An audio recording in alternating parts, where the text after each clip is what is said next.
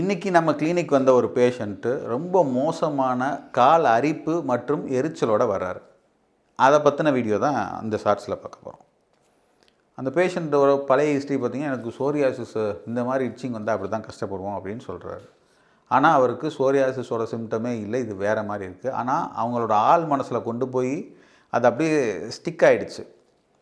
இப்போ உதாரணத்துக்கு நம்ம ஒரு ஊருக்கு போயிட்டுருப்போம், பைக்கில் ஹெட்லைட் வந்து இருட்டுக்குள்ளே போகிறப்ப ஃப்யூஸ் ஆகிடும் ஹைவேல.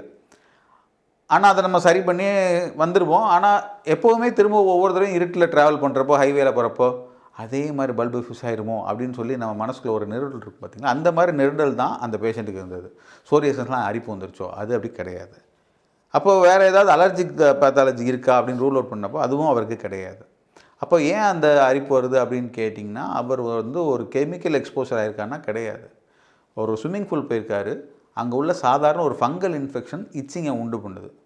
அப்போது சிச்சுவேஷன் என்னன்னே தெரியாமல் அவர் ட்ராவல் பண்ணிகிட்ருக்காரு. இது பயங்கரமான நோயின்லாம் நினச்சாங்க. ஏன் இதை நான் இந்த இடத்துல சொல்கிறேன்னா, அவர் என்கிட்ட வந்தது நீ பெயின்.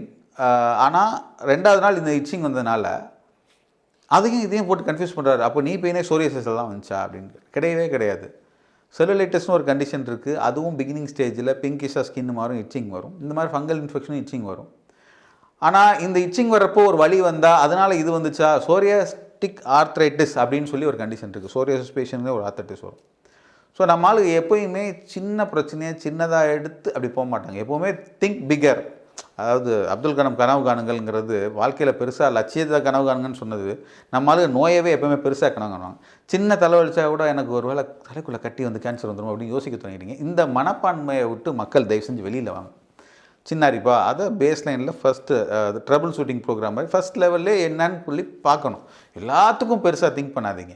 இந்த மாதிரி லெவல் வைஸாக அடிப்படையிலேருந்து 1, 2, 3 அப்படின்னு பார்த்து சிகிச்சை கொடுக்கறனால தான் ஆஸ்டியோபதியோட சக்ஸஸ் ரேட் எப்போவுமே ஹையாக இருக்குது.